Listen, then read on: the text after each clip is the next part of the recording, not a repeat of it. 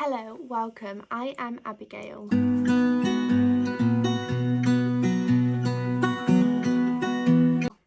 Today I'm going to be finally talking about my free birth story of my son, who I free birthed on the 27th of November 2022, which is a year ago next week. He's going to turn 1 next week, which is crazy. I have actually already filmed this story twice. I've decided to try again and actually get his birth story out there because it was such an empowering and spiritual experience, and so many people actually have commented on videos because I had all intentions of uploading a free birth video or story time. I actually wanted the birth to be filmed, but because the birth was so quick, we just didn't have time to get it in. We did get some really lovely like initial postpartum moments, literally the minutes after I'd given birth, and my daughter meeting her little brother for the first time, and it was really lovely. But I'm not going to be uploading that because it's really intimate and special and personal to us, so I'm not going to be putting that out there. I have had quite a lot of comments of people asking on my previous videos, like asking for a follow-up. I had some Instagram DMs about, you know, what next, what happened next. People who have been looking into free birthing now obviously want the end result, to see if like my free birth was successful and how that was, how that experience was. I gave birth to him on the 27th of November, which was I was 16 days overdue by my private scan date, but about 14 days by my conception date. I was 42 weeks, and I'd been having prodromal labour for 5 weeks at this point, maybe even 5 weeks.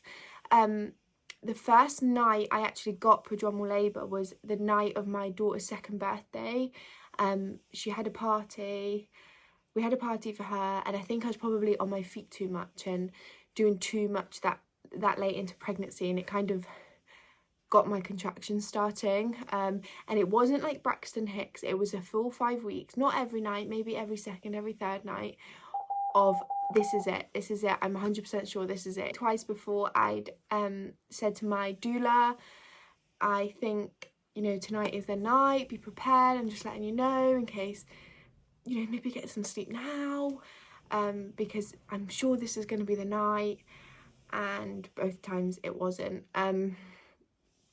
So by this point I was so fed up. 5 weeks of constant stop start, and they were so intense contractions. I could like lie through them, and it was always at night. I'd always come, like, start going in having contractions after I put my daughter to sleep at night, and in the evenings, and I'd have to sit and bounce on my ball, and then I'd go to bed. And on the 2 previous experiences that I remember, those 2 nights in particular, I was up all night. You know, I was dozing through them, but the only difference was the intensity wasn't getting any deeper. They were intense, but they weren't getting any more intense, which is kind of how I realised that it was prodromal labour again and not actual labour, but not active labour. I wasn't progressing. But by that point, I was so fed up. I'd actually hit the point where I think everybody gets to this point in pregnancy where they question everything, like, have I made the right decision? Can I do this? Regardless of how your birth plan is, you always get to the point where you're like, I don't know if I can birth this baby. Should I just cry? Like, should I just take the epidural? Should I go for a planned C-section? Like, what? I can't do this. And I'd actually hit that point, pushed through it, and then gotten to the point where I literally couldn't even think about it anymore. I was so emotionally done with fighting myself about, like, fighting the idea that I was in control. And I give birth, just as a comparison, I give birth to my daughter she was 40 plus 2, I think. But I went into labour with her the day after her due date. And everybody tells you the second always comes earlier than the first did. So I was convinced I wouldn't go to my due date. And then because I'd had, before my due date, I'd had 3 whole weeks of the prodromal labour, I was like gobsmacked, like, what? Like, how could I possibly do this anymore? But I think in hindsight now, I was obviously getting pushed to that position. Like, obviously there's a million reasons why my baby come at 42 weeks. He probably wasn't ready to come, he wasn't ready to come before that. His actual body needed to come at the perfect timing for him to be the most healthy, perfect.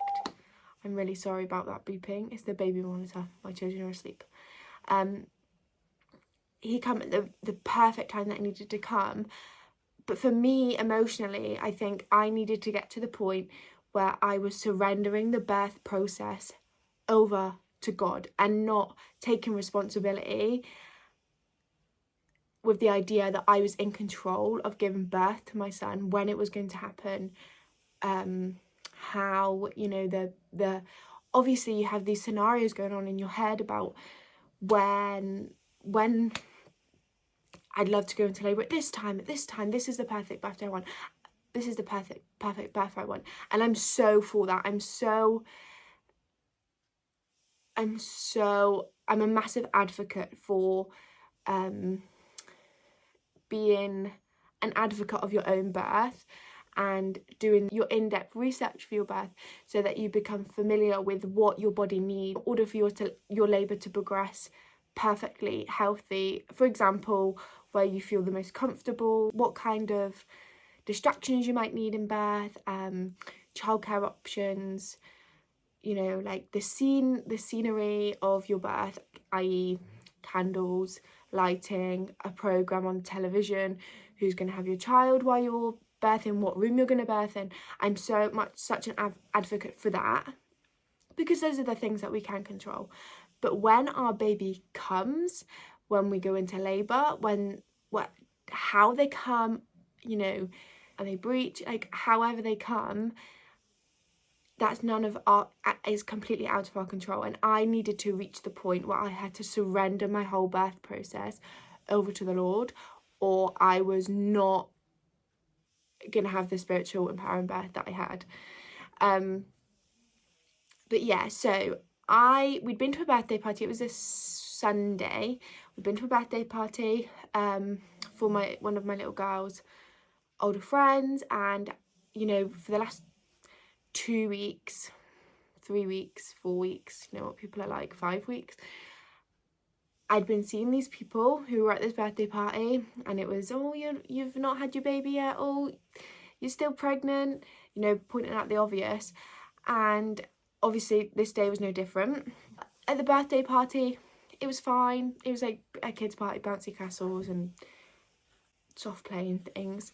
I remember getting quite uncomfortable, like backache, but that's really it.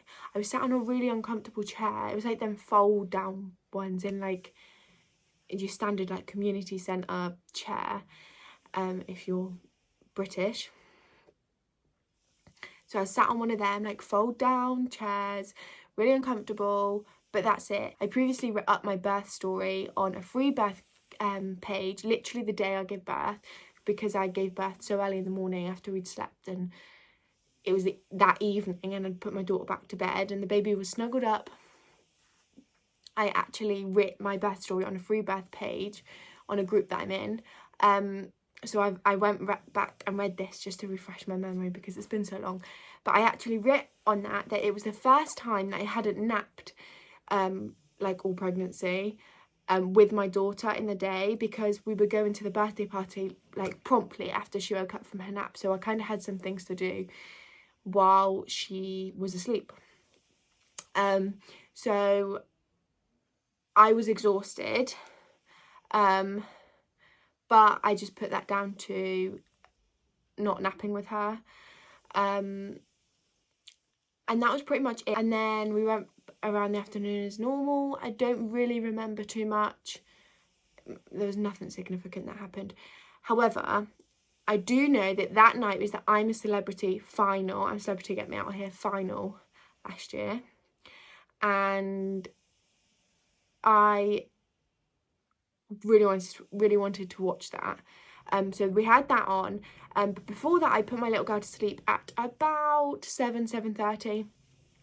And every time, pretty much every night, but particularly when I was having predominant labour, my contractions would first initially start when I was breastfeeding her to sleep, obviously because of the oxytocin release, which then triggers the contractions as well as, you know, the hormone in the breast from breastfeeding. So I'd breastfed her to sleep, and it triggered the contraction, but they were slightly different this time to every other time. Yeah, that was at 7:30, and by 8:30 I had felt the contraction. A lot of women talk about when they go into labour, the contraction where they know this is the real thing. It's almost like that especially when you've had a baby before, that contraction is the one that's like, oh, I remember, this is it, now I remember how intense labour is. So at 8:30 I had that contraction, and at 9 p.m. I contacted my doula and told her, I think this is going to be tonight. Bearing in mind I'd already told her that twice before, but being this late into a pregnancy, I think she actually said afterwards that she knew, she had a feeling that it was going to be that was after she got that message that was the night. At 10 o'clock I went to bed. I learned the hard way from my last pregnancy that I need to sleep. My partner needs to rest and get some sleep, because with your first, you have no idea what's coming, and it's just so much excitement. Whereas this time, I know, and for any future pregnancies and labours, that sleep changes the game. Honestly, it changes the game when you've got to labour and give birth and have a newborn. I went up to bed at 10 o'clock and I was dozing in and out, but didn't get to sleep properly. And by 11:30 I was awake, and I went downstairs and I popped the Christmas tree lights back on and I ran a bath. For some reason I thought it would really help me that the minute I'd get in a bath, it would all my experience with predominant labour before this meant every time I got in the bath they kind of simmered a bit, the contraction stopped, or got less intense. So I assumed it would be the same thing. Got in the bath, it didn't. I couldn't even sit in the bath. I think I was in there for like 3 minutes. I couldn't even get comfortable. I had like 2 contractions in that time, and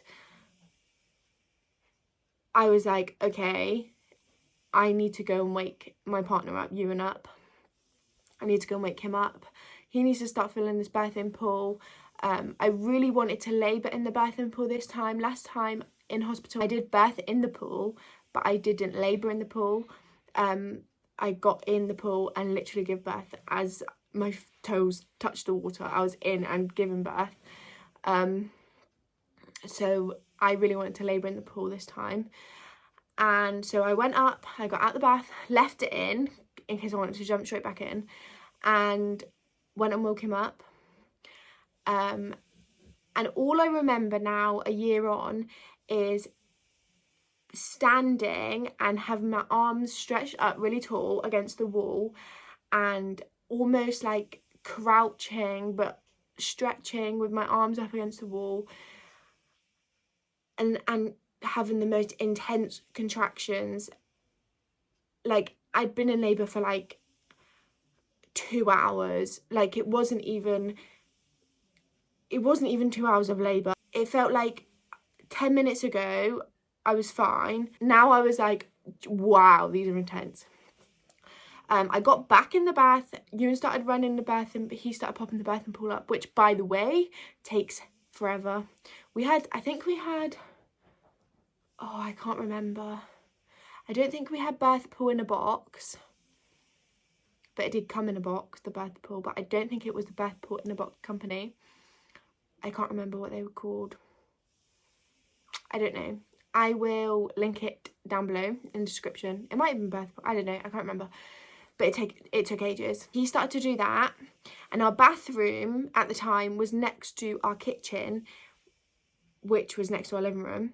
So he had the birth and pool was going into the living room, but he had to fill it up through the kitchen, and I was next to the kitchen in the bathroom, and I was in the bath on my hands and knees, on all fours, and like rocking through these contractions. Even I could have just been out of the bath really, but I was in there, and every contraction I had, I was shouting him in to come and pour water on my back. That seemed to like really soothe it. Both labours I labour a lot in my back. He was like, Abby, that was like 2 in like a minute. You need to go and ring Shannon, who was our radical birth keeper, our doula. So I rang her at 1:09, so 39 minutes after I woke Ewan up, approximately. So 40 minutes after I woke Ewan up. By the time he'd got downstairs, set up the pool, was starting to set up the pool, I was back in the bath. 40 minutes, and I had to ring her to come because I had started growling and roaring. And I remember before I got back in the pool, after I'd woke Ewan up, I remember feeling like I just needed to pee constantly, but there was no pee there. And I think now now I know it was dilation, and in labour I kind of knew it was dilation. And the only way I can describe it is that I could actually feel my cervix opening up. It was so bizarre. I mean, amazing, like really amazing that I could feel that. Bizarre, but really cool. But I just kept feeling like I needed to pee, which was obviously the pressure of the baby. And I think it was my waters as well, because my waters hadn't gone. So I think it was that kind of all bulging almost, like just the pressure of that weighing down. But it was so intense. So I was on all fours, and I rang Shannon at 1:09 and literally said to her, I need you now. I think I need you now. And she said, okay. And then between ringing Shannon and her coming, I literally thought it was like 2 minutes. Like it went so fast. At no point, I remember Ewan saying, where is Shannon? Where is Shannon? Like he knew I didn't have long.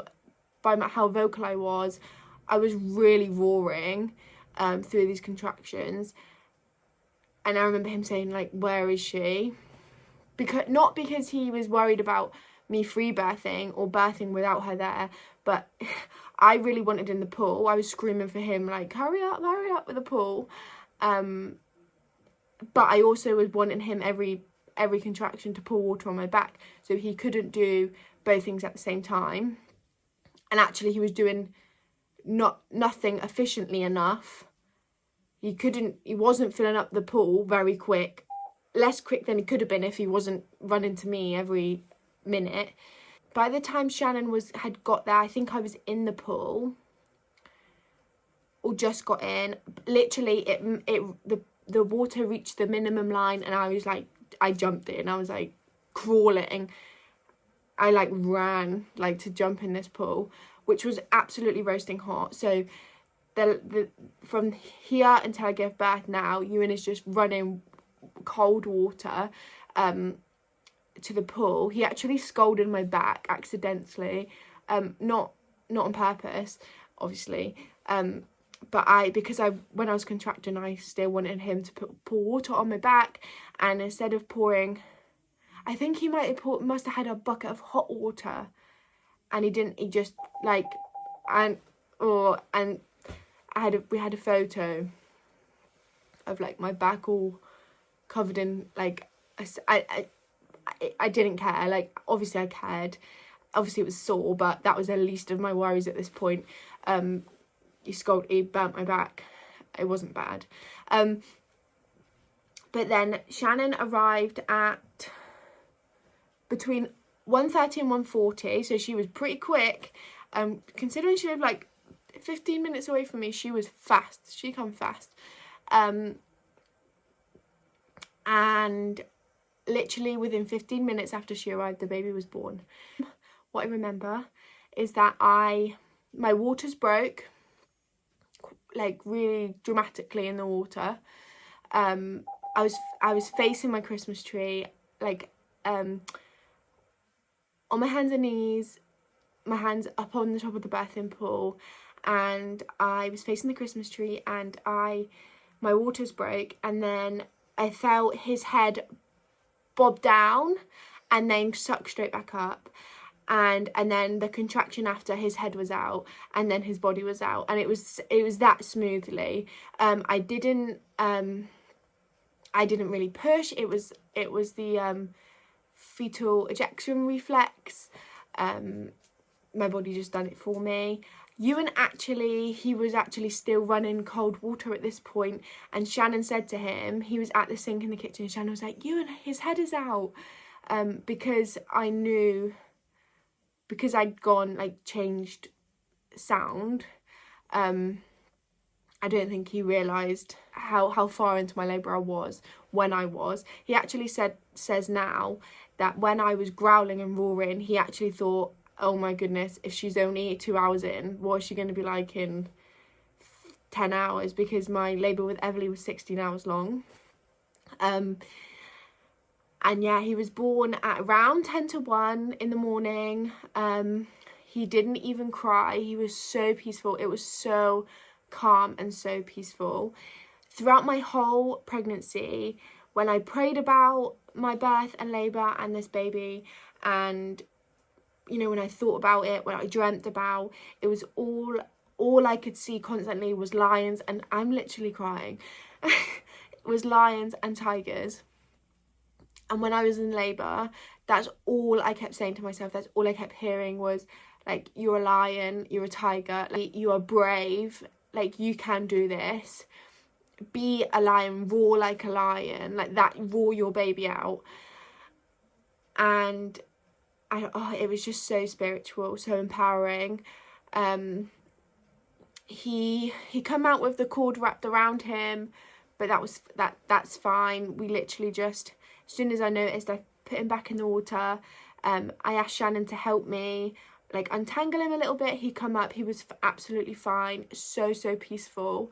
He literally just didn't make a noise. Like, we obviously we knew he was okay. Like, he was alert, he was awake. You know, his big brown eyes were just looking up at me, and it was just so peaceful. We then, from when I gave birth, 2 full hours of uninterrupted skin to skin, and we had a physiological third stage. So I delivered the placenta naturally without the injection or anything. And we left him, so I delivered the placenta around 30 minutes after I gave birth to him. Pretty soon after I birthed him, I come out of the ball and sat on the sofa with him. And then I could feel the placenta, and I walked to the toilet at around about half an hour afterwards and put the bowl in the toilet. The placenta fell out, and then we kept the placenta in the bowl attached to the baby for another hour before we cut the cord. We then tied it up with a cord tie. By this point my daughter had woken up, and normally she'd wake up in the night, I'd cuddle her or breastfeed her back to sleep. Then I used to breastfeed her back to sleep, and her daddy went up and tried to put her back to sleep. She didn't want to, so she come down at 3 o'clock and met her little brother for the first time, which we have got footage of, which is it's amazing. If you do anything in your birth, free birth, home birth, get a photographer. Our doula was our photographer, and she got some of the footage is so special. It's so special, and I'm so grateful we have that, of her meeting him for the first time, and it was just so perfect. That transition right there of her literally seen her baby brother on me, still attached to his placenta. It was very clear I'd just given birth, and she was just in awe of it. She knew, she recognised that's her baby. As soon as he like whimpered a little bit, she said, "Oh, he needs a boobie." It was just so special. And she actually helped cut the cord, and my doula had so very kindly, she made a cord tie. Very talented, she is very talented. Made a cord tie for George, our son, if you didn't know his name, haven't said his name yet, for George. So she made which was a lion, and then she made a matching bracelet for Everly, for our daughter. So she also felt connected to him straight away. Everly was absolutely chuffed with it, with her little bracelet, her little lion bracelet, and she wore it literally until she couldn't wear it anymore.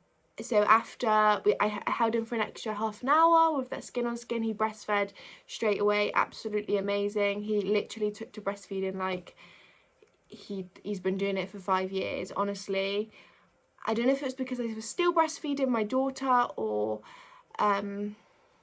what, but he just took to it. He didn't cluster feed. He had a tongue and a lip tie and was literally breastfeeding like I'd done it forever. And then I went for a shower, and when I was in the shower at like 5 a.m, half 5, I can't really remember, I went for a shower, and his daddy then had skin to skin with him.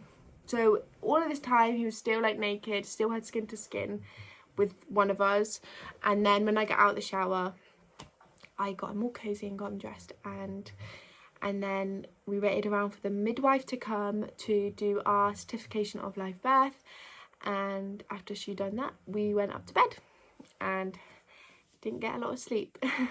And that is the story, the unassisted free birth of our precious son George, who is almost 1. And now I've spoken about this, I just want to do it all again. If you do anything, if you're pregnant, if you've had 3 cesareans before, or you've had a really traumatic birth before, or you've completely ruled home birth, let alone free birth, off the cards, I promise you, prepare into free birth, because anyone can free birth. After how quickly that labour was, literally anyone can go into labour and give birth like in 3 hours later. Like, you have no idea how your labour is going to go. Like, you have no idea, and there's no harm in educating yourself to prepare you to free birth, just in case, because you hear so many stories about women who birth in the car, out in the hospital car park, in an ambulance, and all those things could have been prevented if she just planned a free birth and decided, actually, I'm comfortable to just birth here. I'm not going to take the risk of transferring in a car or birthing in a car. I'm just going to stay here. And embrace it. So if I could say anything to anyone, regardless of your birthing history, if it's your first pregnancy, it's your first birth, prepare to free birth just in case. And hey, along the way, you might fall in love with the idea of free birth and have the most empowering unassisted birth, like I did. But it was the most spiritual, empowering, life-changing experience of my whole life. And I so can't wait to do it again. But thank you so much for watching, and I'll see you again soon.